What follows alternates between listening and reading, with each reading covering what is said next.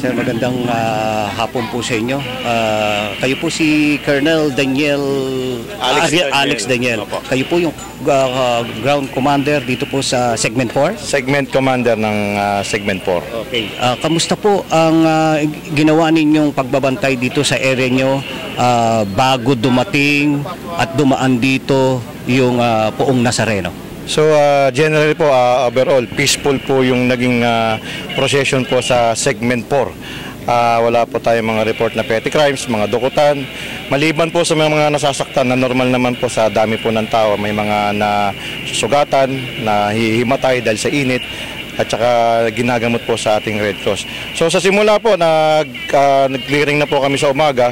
Then bago po dumating yung ating andas, yung procession dito sa Segment 4, clear po ulit namin para sigurado po na wala na po yung vendor at saka mga replika para po tuloy-tuloy yung pagdaloy ng ating procession po. So sa ngayon, napadaan na ho rito. So sa kakabuuan ho, wala ho tayong naiulat na dukutan, pickpocket, mga ganun. Wala po tayo na ano. Sa aming tala po, wala pong na-report na nadukutan. Meron po yung dalawa nag-report na nawala yung kanilang kasama, isang 8 years old tsaka isang 14 years old.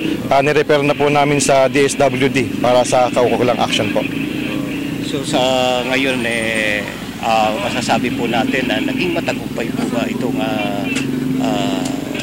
dinaos na simula po kagabi, yung activity po kagabi sa may Luneta Park, sa may grandstand po, hanggang dito po, masasabi ko po na successful po dito. Hindi pa po tapos ang ating procession, patuloy pa po hanggang maidala po sa Quiapo Church ang ating andas, ang ating Nazarene, Black Nazarene. Doon natin masasabi kung ano talaga ang sitwasyon ng ating activity sa araw na ito. So ngayon po, di ba na sinabi ninyo okay o inayos niyo yung mga dadaanan ng ating posisyon. Naglagay po kayo dyan ng mga tao sa mga dadaanan na yan para matiyak po natin yung seguridad ng ating mga sasama po sa... Apo, sa Segment 4 po, hinati ko po yung 6 na official at 170 personnel ng PNP.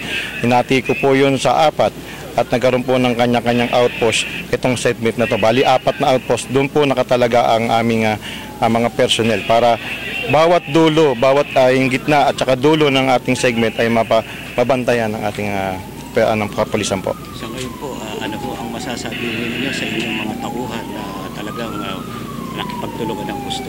Wala po ako masasabi dyan. Matagal na po talaga silang tumutulong sa akin. Simula po naging station commander ako ng Station 7. Hanggang ano pong activity, talaga pong masisipag ang kapulisan sa Station 7 po ng Manila Police District. Maraming salamat.